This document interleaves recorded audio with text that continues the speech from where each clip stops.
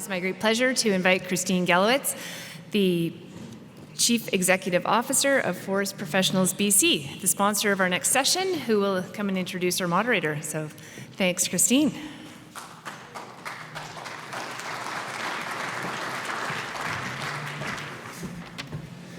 Good morning. Tough act to follow with that kind of energy. Thank you, Minister Palmer, for the energy that you have for the forest sector and for wanting to set us up for the next 100 years.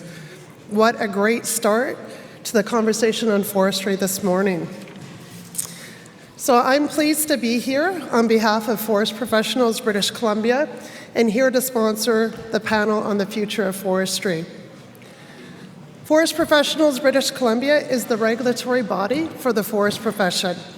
We exist to serve and protect the public by ensuring high standards of practice, competence, and conduct in the 5,000 forest professionals we regulate working all across British Columbia. To the audience, full of business, First Nation, and provincial government leaders in forestry and natural resources, forest professionals are a part of your workforce. By hiring registered forest professionals, you are helping your organization reduce environmental and operating risks, to build social license and public credibility, and importantly, to follow the law that requires only those with the proper knowledge and experience and who are willing to follow professional conduct standards provide professional forestry services and advice. It's now my pleasure to introduce this session's moderator. Domenico Iannidinardo is an experienced executive with over 2 decades providing leadership and true innovation in professional natural resource management. His time on the ground and in the boardroom provides a unique perspective, allowing Domenico to combine deep scientific understanding with the power of collaboration that is needed to optimize the trade-offs and accountabilities necessary for successful resource development in BC. As moderator this morning, he will elicit genuine lessons and advice from our experts on today's Future of Forestry panel. Please help me in welcoming Domenico to the podium. Thank you, Christine. Thank you. Oh, it's great to be here, everybody. Thank you so much. Thank you to Forest Professionals BC for sponsoring. We are a volunteer panel, but we need the sponsors to keep your ticket price reasonable and provide all the gear we have here to interact with you, the greatest audience ever. Thank you so much. And to Minister Parmar, thank you for your energy and your commitment and your vision. That's the exact type of tonic this sector needs, all resource sector need right now. Thank you. Look, we're going to introduce the panelists with 2 lightning rounds here this morning. One, I'm going to ask them what got them and kept them in forestry, and the second is what are they going to do as individuals for forestry in 2025. And then we're going to get into the 3rd round. It's a little bit deeper, where we talk about what they are doing as part of their organizations to make forestry fabulous and as good as it can be in 2025 and beyond.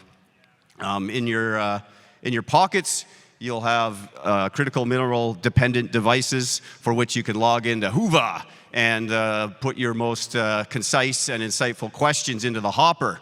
And if you're lucky, we'll get those up on the screen and we'll let our panelists obliterate any mystery that might be causing you consternation or curiosity. Look, a little extra bonus for anyone whose questions get up on the screen. Strategic Natural Resource Consultants and Habitat First Nation is going to put your name into a draw, and we're going to pull 2 days guided fishing trip tour out in Zabalos in the summer of 2025. So make sure your questions are primed up and you get up there, you got a really good odds of being in a draw to win that fine prize. Let's talk about British Columbia for a second. I'll set a little context here. Every year, there is a number set called the allowable annual cut. You heard Todd talk about it this morning. That is how many cubic meters of timber are to be harvested each year sustainably after a lot of planning and science has gone into it with communities. So think of it as the interest on your principal of an investment. Sustainably harvesting each year 60 million cubic meters, okay? A cubic meter, it looks like 1.3 million log trucks, 45 cubic meters on a log truck. So think of 1.3 million log trucks each year are supposed to be harvested. 1 cubic meter looks like the average refrigerator in your kitchen. So 60 million of these were planned to be harvested in the last few years, but only 36 million were harvested. Okay, think about that. You have 1 fridge in your kitchen. 24 million of those were planned by society to be harvested for good purposes and weren't. Now, stay with me on the math here, but there are 4 million kitchens in British Columbia. You roll off the couch on New Year's Day and you shuffle your way through to the kitchen and you turn on the lights and you find 7 refrigerators in your kitchen. 7 fridges. You only need 1. You have 6 extra fridges in your kitchen and you want to get to the other values like your countertops and your sink and your cupboards. What are you going to do? You're frustrated. If everyone in this province in their kitchen woke up and found 1, maybe at least 2 extra fridges in their kitchen, there would be mobs in the street and they'd be looking for some sort of solution. Everyone's in favor of fridges. I haven't met anybody who's not. So 42% of what we thought was going to be harvested wasn't. But there are other values in the forest, and maybe that's why employment is on record only down 10% over the last 5 years, but maybe it's because it's a lagging statistic. BC has 100,000 of the 400,000 direct jobs in Canada involved in the forest sector. $20 billion in invoices are sent to American customers each year from our forest sector. That's 10 times our second biggest customer of China, and it's half of all of our exports from the forest sector. We need that type of production. We need to know what we're doing. The Americans threaten us. We know there's more to be done, and there are better solutions than that. Think about the 40,000 families that lost their supporting jobs in the last 5 years. There's a lot to work with, though, in the $10 billion in employee wages that will continue to go through this sector. BC's busy with forest landscape planning. We've got the public highly interested in forestry because of the wildfire news and the backcountry and front country management. And we've got an uptick in U.S. housing starts predicted. Forestry and the forest sector is more important than ever.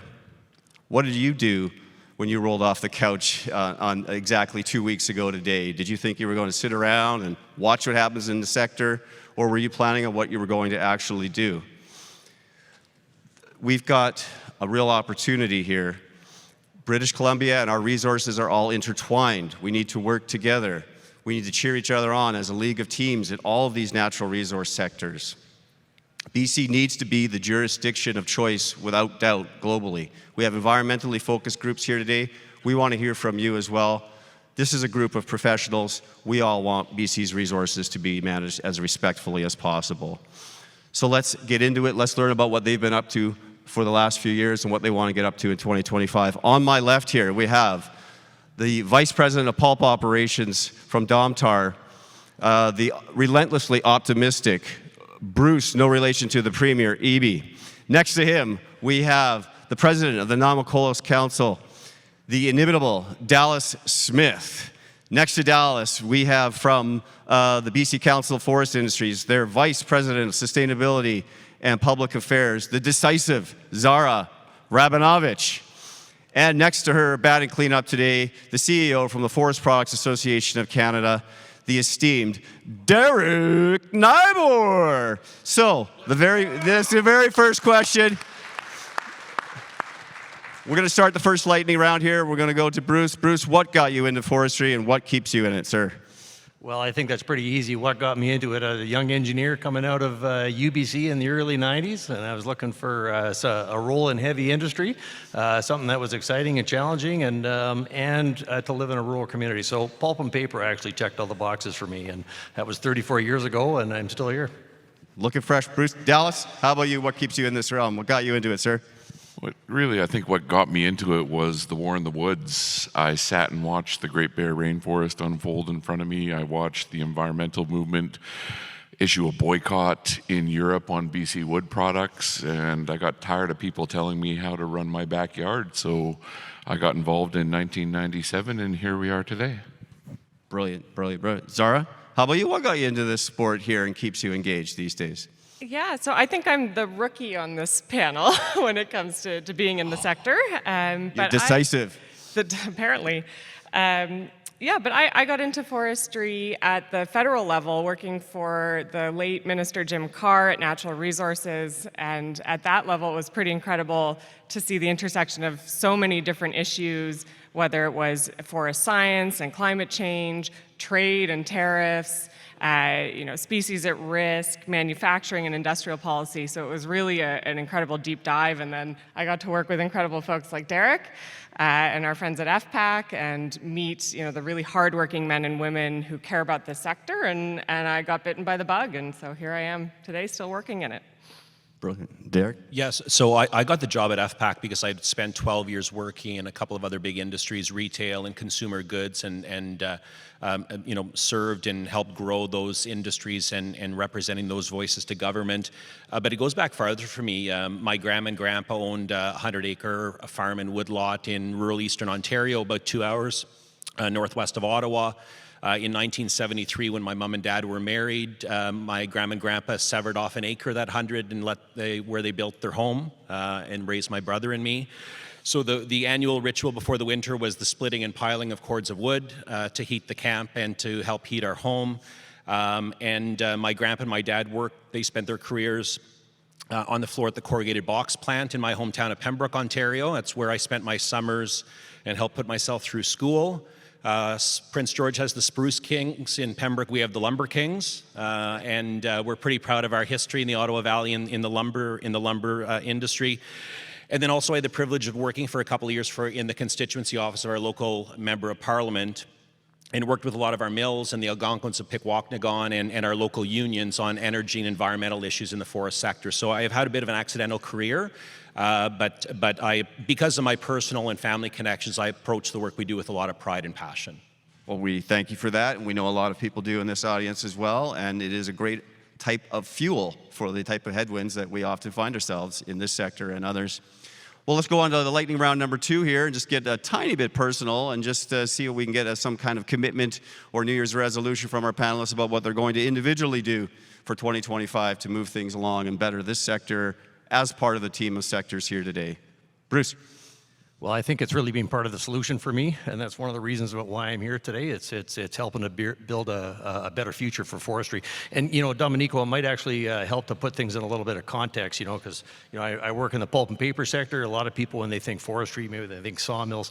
So, most timber that is harvested goes into the sawmills. A little bit into plywood, a little bit into pulp and paper, but whatever doesn't get made into lumber gets chipped up and it's sent to the pulp and paper facilities, okay? So pulp and paper facilities rely heavily on the residuals from the sawmills, and it is totally impractical for pulp mills to whole log chip a large percentage of wood, and it's cost prohibitive as well.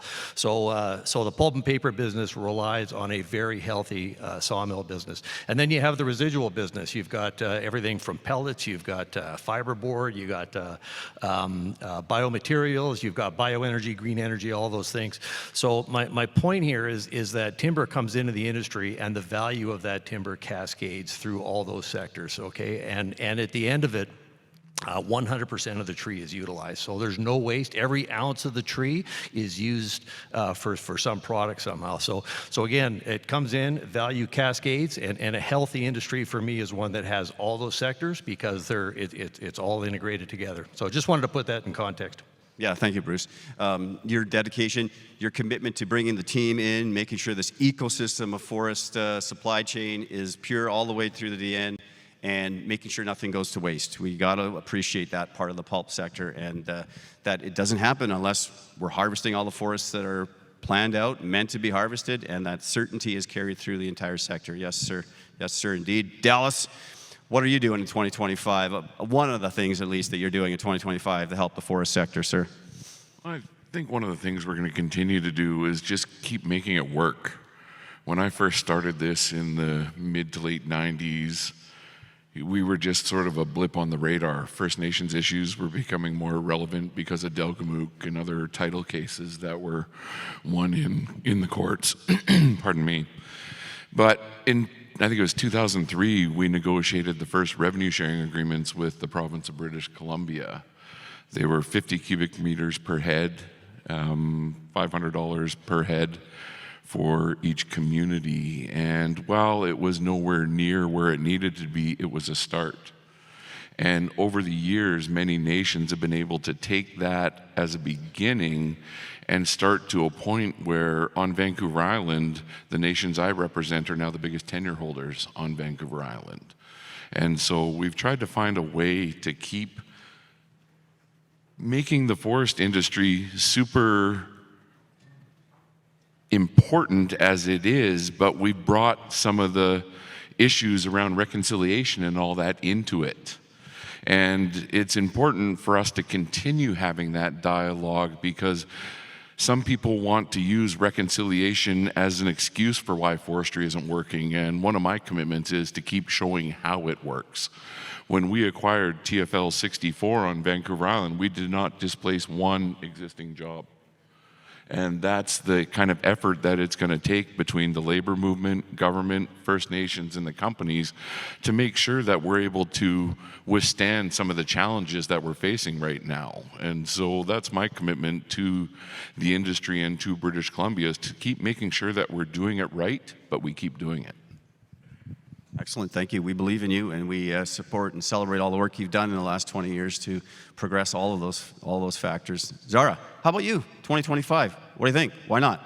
Let's do it. I mean, I really appreciate what Dallas just said because I think it's a similar kind of point of view that I hope to bring to my work, which is that we need to have that forward-looking lens. What is the opportunity in the challenges that we're facing, and so how can we as individuals apply that in our work, and then hopefully that grows out through the collective work that we do as industry, with nations, with the government, with the stakeholders across the ecosystem. So it's really, recognizing that we are in this period of transition and evolution, but how can we navigate it in that positive lens? Like we know there's a lot of challenges that we have to deal with, and we know a lot of the solutions, and it's about implementing those solutions.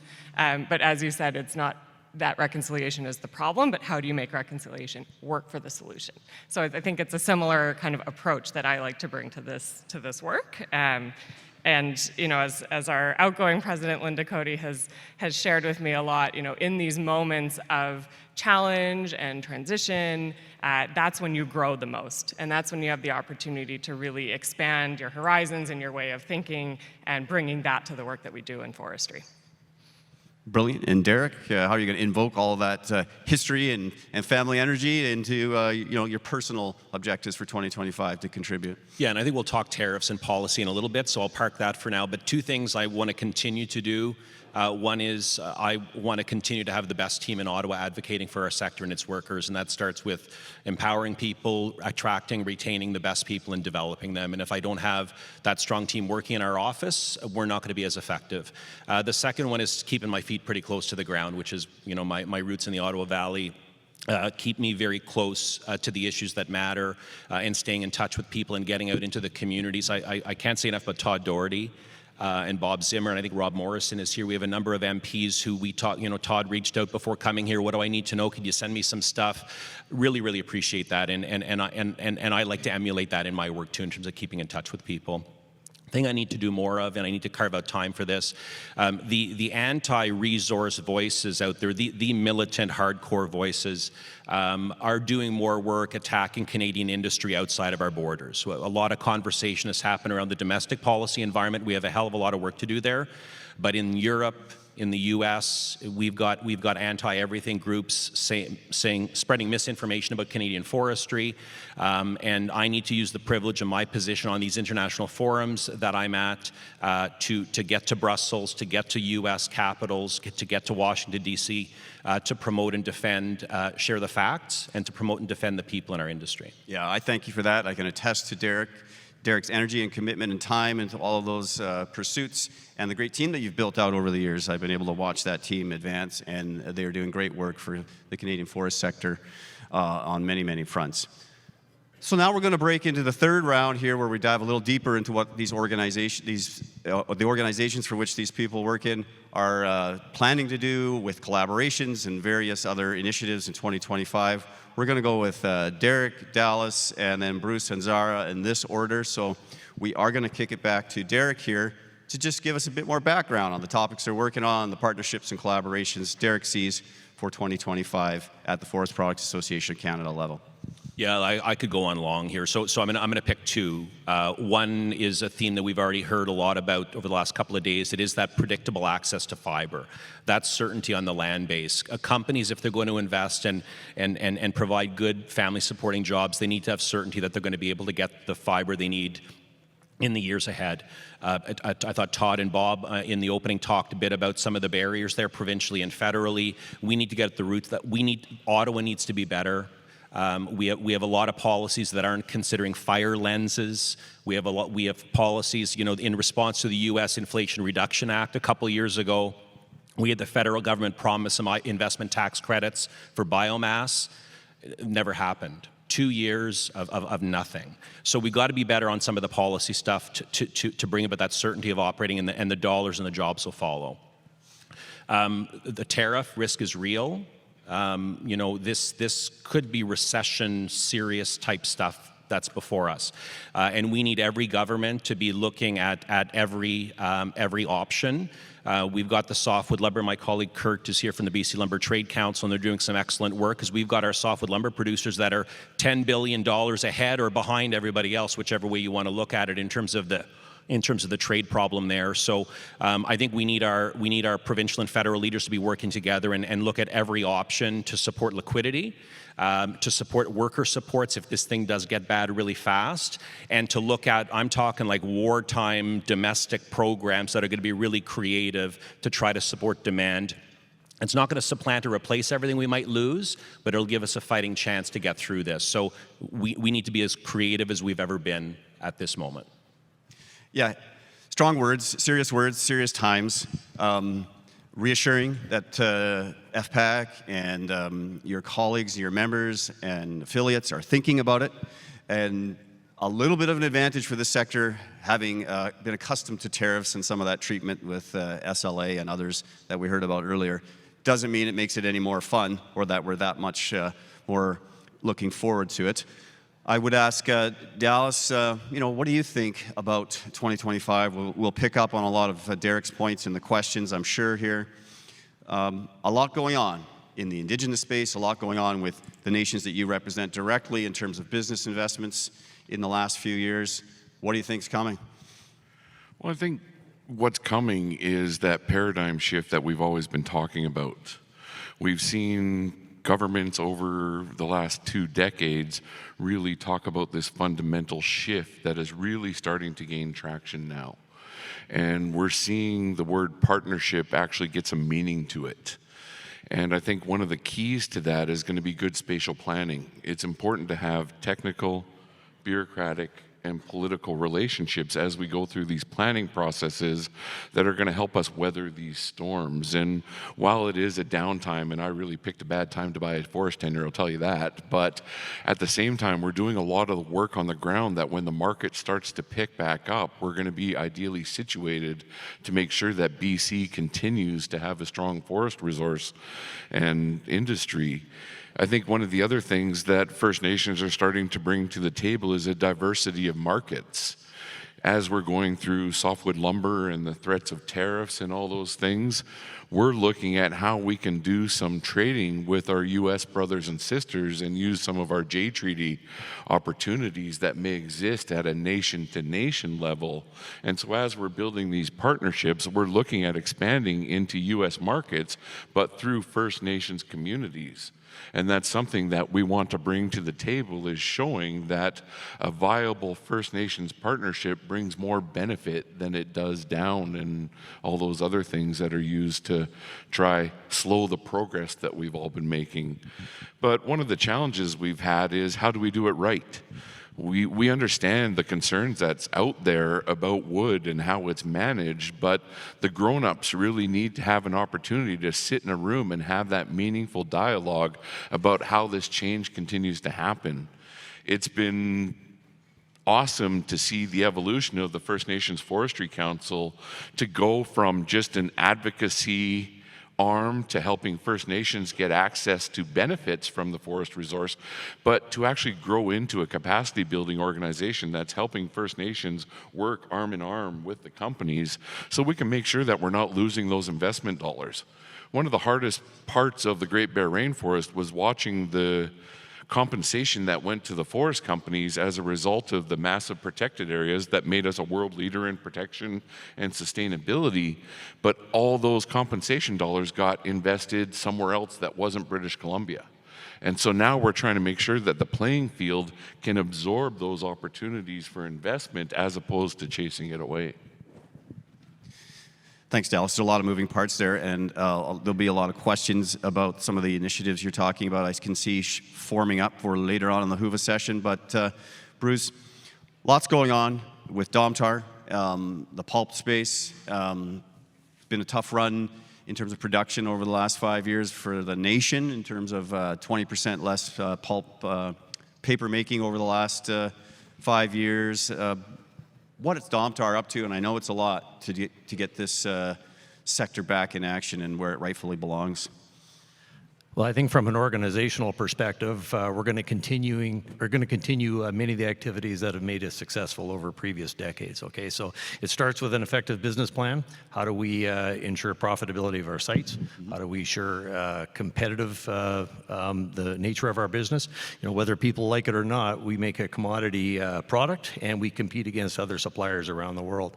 You know, we want to make sure that we match our customers' needs, and we want to be the preferred supplier. So all those things, okay? So, and along with that, it's how do we invest capital? You know, whether it be for new facilities, whether it be for upgrades and modernization, those kinds of things. But all of those things that I just talked about are made really difficult when you've got such an unpredictable timber supply in the province. So first and foremost, that's one of the things that needs to be addressed. Clean those fridges out of the kitchen, right? We only need one fridge in the kitchen. Let's get those other 6 out there where they belong. Yeah, exactly. And you know, other aspects as well. You know, Derek talked about attracting and retaining talent in the industry. That's a big focus for us. You know, as is you know, making sure that our facilities have that environment of success and prosperity for the employees that work there, and continue to work with all the stakeholders. You know, governments, First Nations, communities, BC Hydro. There's lots of stakeholders that will continue to work with. But I think one of our biggest challenges right now is just the uncertainty that we have in timber. Did want to mention the communities. You know, that's one of the stakeholders, and you know, as people know, a lot of forest mills, forestry sites, they operate in our rural communities. You know, communities that have less than 100,000 people, and that is a very significant part of the tax base there, and a big part of the secondary job economic engine in those communities. So, you know, a lot of those communities, we've seen a lot of devastation in some of the communities in BC, particularly up north here, and we have a lot of other communities that are sitting on pins and needles wondering if the facility that operates in their town might be next. So it makes it very difficult for our communities to plan services for the residents, infrastructure, all those things where they need to be doing long-term planning. So, you know, again, I come back to the economic certainty of the timber supply, and if we can get that on track, a lot of good things are simply going to fall into place. Did also want to mention, I'm happy to see Minister Parmar kick this off, which is fantastic. And we know that he's been out in the communities, you know, talking to the companies and employees and First Nations, all the stakeholders. Fantastic to see.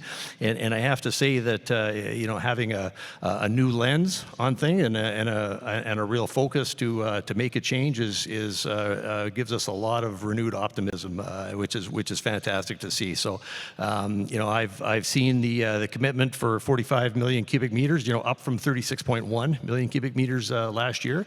That's a huge step in the right direction, and again, it's going to be very well received by the whole forest sector. Yeah, amen to that, Bruce. Certainly, the community is if not the unit of measure for success in resource management in Canada, and with the small and medium-sized communities. So dependent in many cases on one industry, one pulp mill or one sawmill. We have to start measuring and planning our successes around that. I completely agree, and I salute Domtar for your efforts and cheer you on for 2025. Okay, well, let's head over to Zara, the BC Council of Forest Industries, and representing many of the large members and medium members of the forest management universe here in British Columbia, collaborating quite often, of course, with the Forest Products Association of Canada. Collaborate, strategize, policy, certainty. What have you got to do in 2025, Zara? Nothing much? Yeah, just a few things on our plate. But I would like to start my answer here by just pointing out we have a real moment where there's a tension on this industry. I think it's really interesting to hear the Premier last night spoke to the challenges that forestry has, but also the opportunity that we have. We heard some of us were at the breakfast with Opposition Leader John Rustad this morning. He spoke to needing to address these issues. We heard from the MPs and the MLA this morning on stage. We heard from Minister Parmar. There's a lot of, I think, willingness to dig in, to do the hard work, to get out of, and this is where I think Kofi comes in and our work, is how do we get out of the rhetoric of that? There's a recognition of the problems. I think there's a beginning recognition of the solutions.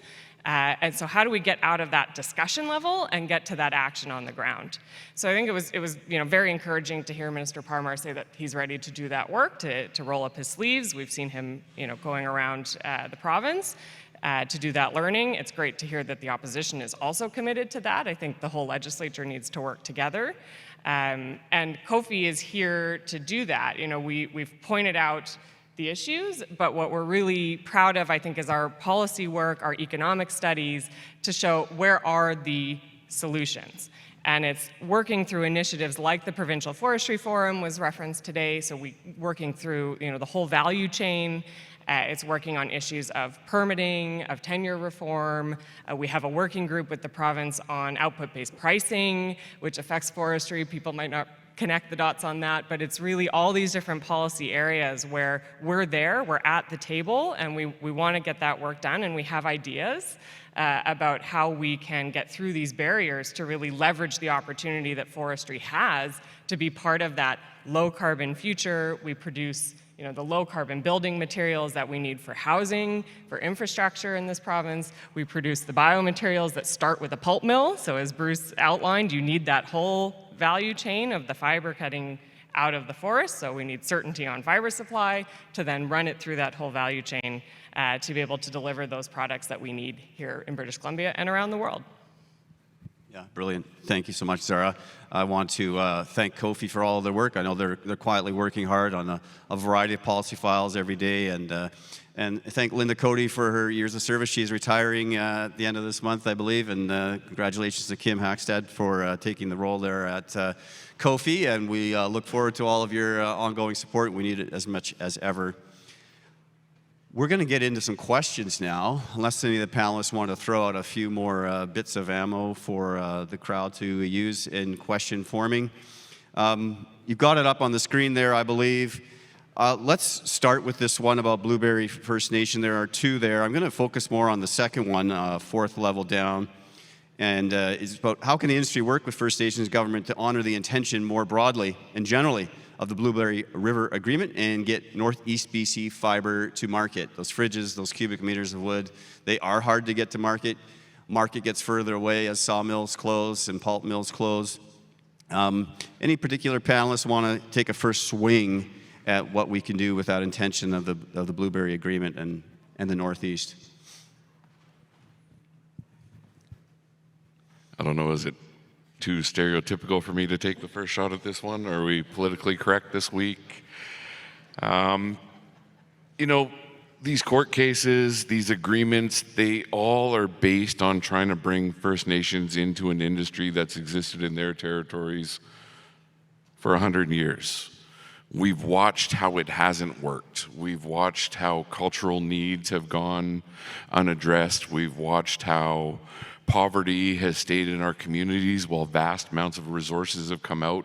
So agreements like this are fundamental to stopping that. But you can't just stop it. You need to be able to go forward and actually transition.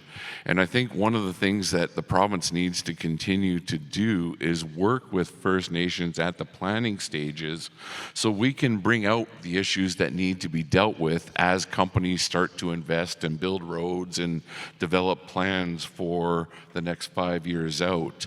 And one of the examples I'll use is on the island, we've built something called the Large Cultural Cedar Program.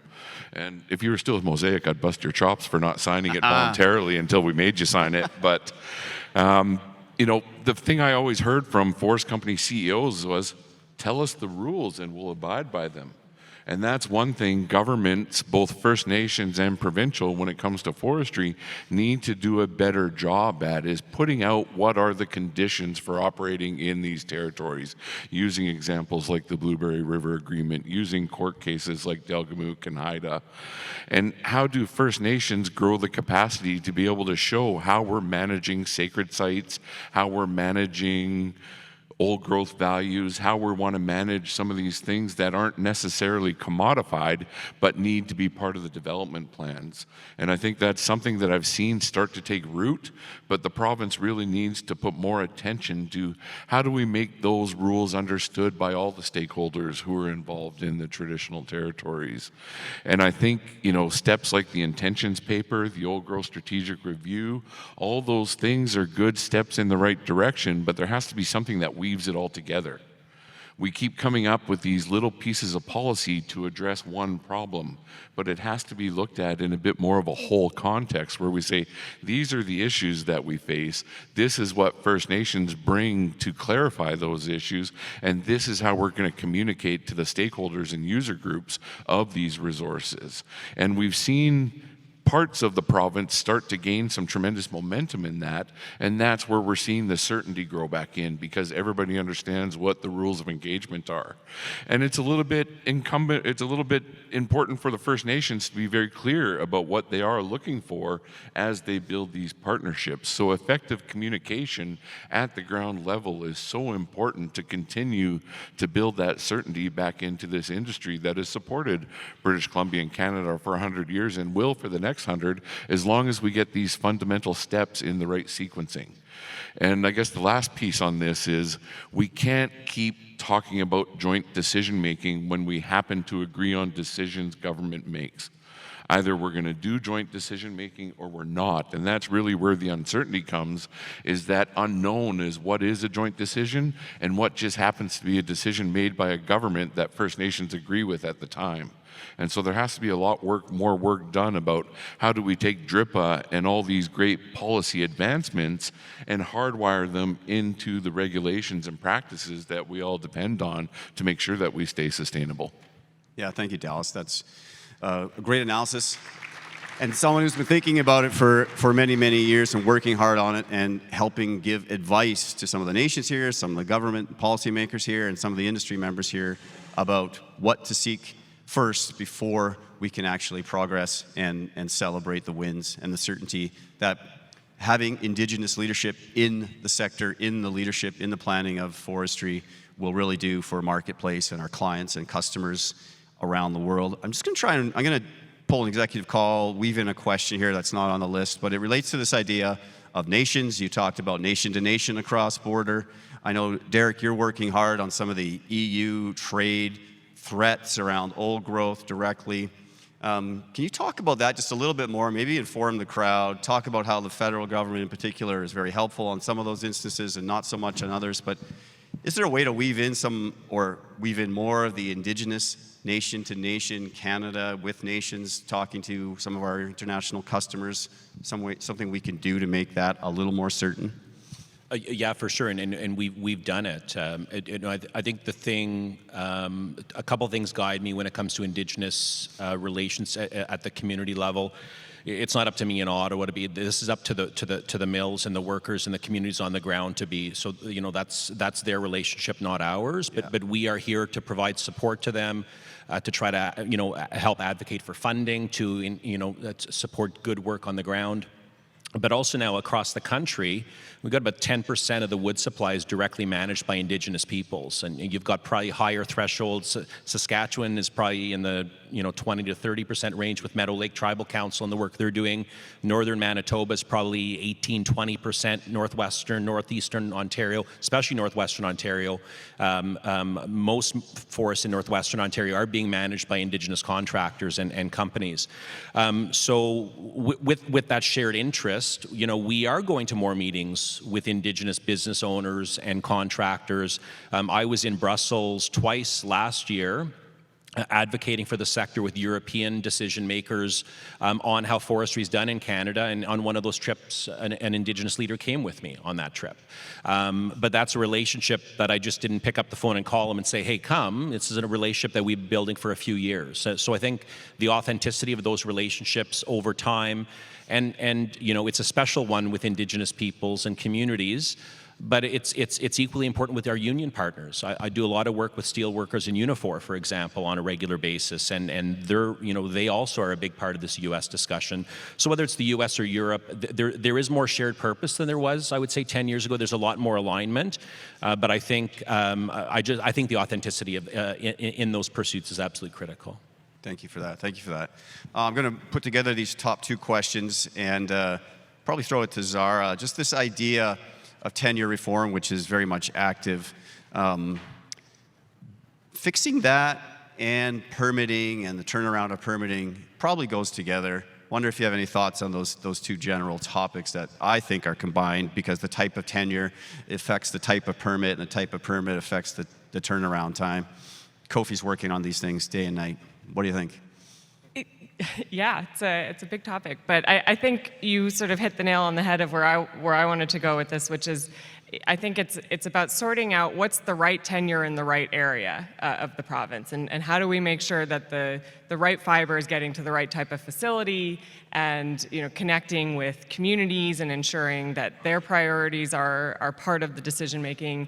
It goes back to what Dallas was talking about in answer to the last question around how do we have that certainty on the land base, and I think in forestry it starts with this forest landscape planning process, which is where there is that opportunity for all of the partners and stakeholders in a given region of the province to come together and identify the values that are of importance on that land base before decisions are taken in terms of cutting, where can you cut, where do we need to preserve, thank you, cultural heritage, what are the species in the region that need special protection, putting all of those things on the table so that there is much more certainty about where you can operate and what does that look like. And so that's all connected to getting permits moving more quickly, to what kind of the tenure looks like in those regions.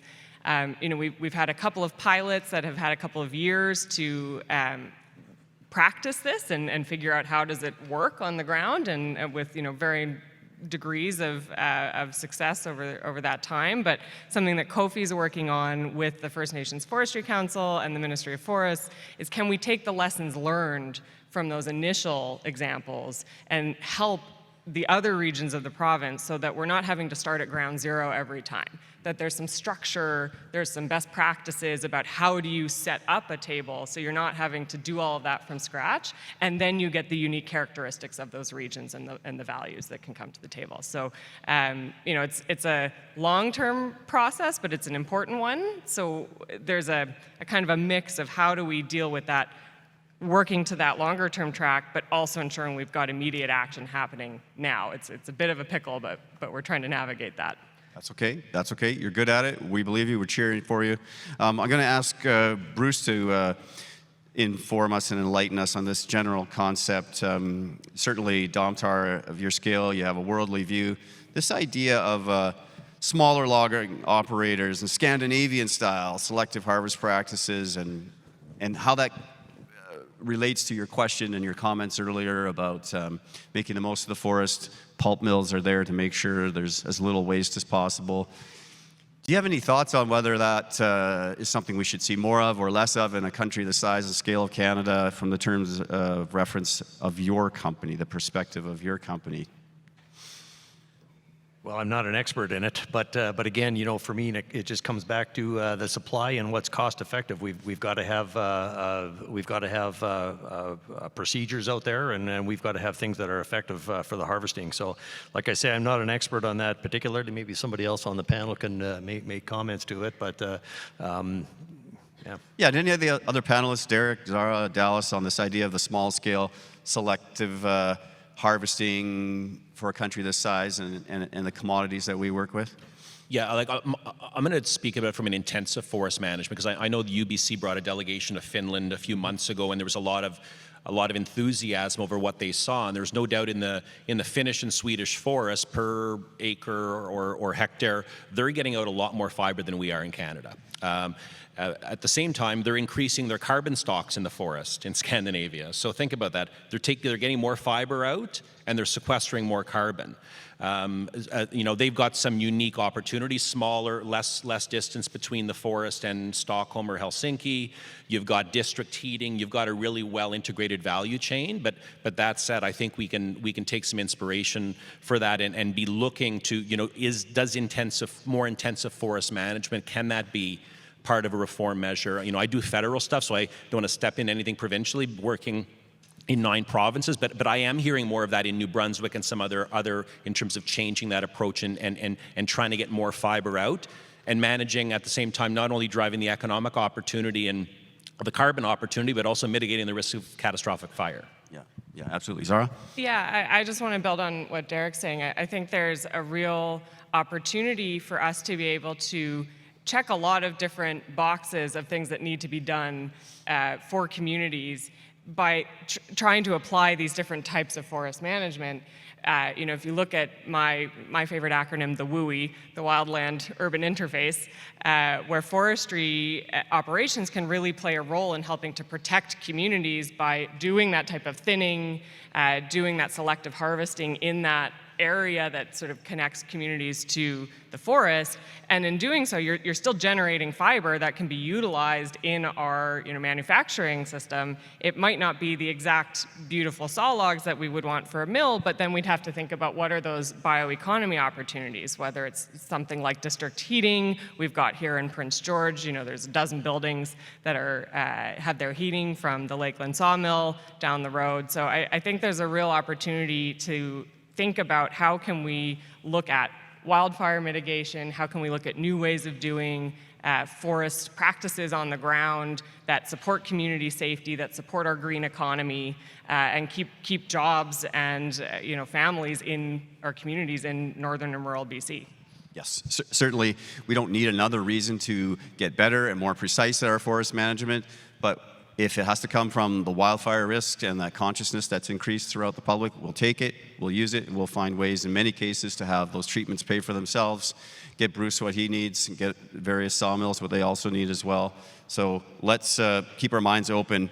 And the local governments have a large part to play in all that. Many of you are here today for local governments, and there's a lot of funding available right now for that type of treatment in the WUI, the Wildland Urban Interface, and we need to, as professionals and members of the sector, put that to good use. We're going to put through one more question here, given the time. We got yellow lights, there's everything flashing up here. Let's talk about accountability. Minister Parmar talked about BC Timber Sales is going to have a review. We've got all these targets. Maybe I'll just get a minute from each of you on what you think, what you would advise federal, provincial, even local governments who do have responsibilities for forests should be setting up for accountability structures and routines to get these things done on time as they commit to. So maybe Bruce, what do you think? Any tips or tricks for local governments, any government? Well, it's a complex problem, but we've been analyzing it for a long time. We've seen it happen, and now's the time to turn it around. Yeah. So it is a fixable problem, and now is the time to fix it. I think that's the message that I would have: is let's turn it around, let's get the results, let's get the health restored to the forest sector in BC. Yeah, we've got safety, economy, society, all those sorts of urgencies right now. Dallas, what do you think people should either be accountable for specifically, or how they should set up their accountability structures going into 2025 with all of these challenges? I mean, Really, that's the big question that we all deal with, I think, on a regular daily basis. And I think we just need to keep sticking to some plans. We kind of set up to do things in BC, and then someone tells us someone else is doing it better somewhere, and we change course right away. And we haven't actually stuck through some of these initiatives and given them the chance to bear the fruit that we've set them up for in the first place. And there's lots of different reasons for that. Sometimes it's elections. We have a cool down period during a provincial election. We're heading into a federal election where things have stopped. First Nations go through elections every 2 years. And so we have to find a way to keep the same discussion moving and have some continuity to it so we can actually turn the pages together.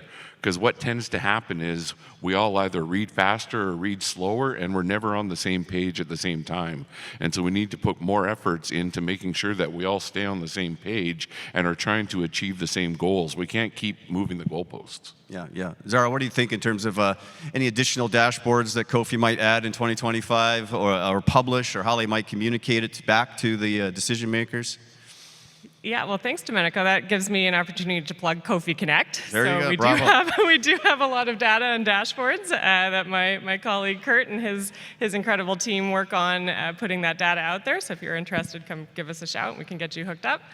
But I would say, metrics for success are really important. And we were pleased to see a campaign promise by the NDP of a minimum harvest, an actual harvest, so not the annual allowable cut, which is what you're allowed to do, but what we're seeing is that we're not reaching that.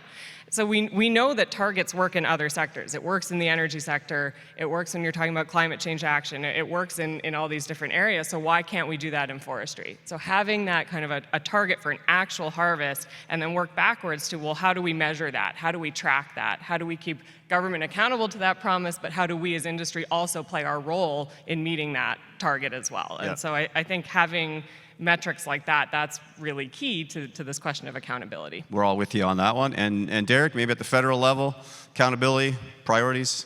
Yeah, well, one thing on Minister Parmer today, I thought the salvage mention, I was happy to hear that because I have a perspective of the whole country, and I know Alberta gets moving faster, and it's not just about the economic opportunity that you're leaving, but that can be kindling for the next fire season. So I'm happy to hear that today. On the federal side, I don't want to hear anything more about strategies. I want an action plan. We studied the stuff to death. We know what needs to be done. Can we please just get on with it? The other thing I would say on the federal side of things is from department to department, we still have different definitions of what sustainable biomass is within the environment department from one branch to the next. Like, that's insane. Okay. So can we get some of that stuff just figured out and so we can move on and get results for workers and their families? Okay. 5 seconds, Zara. Yeah, I just wanted to give a final plug. We've got the Kofi Convention, so where we can talk even more about all these issues for forestry here in BC, right here in Prince George in the first week of April. So if you haven't registered for that, please do. We're excited to welcome you back to have more discussion. Be there. Look, I want to thank again all those who asked the questions. I want to thank Clay today for having us here on their territory, and of course the organizers for keeping this all well shepherded. Big round of applause for all of our panelists, everybody. Have a great rest of the conference, and I will bid you adieu. See you around.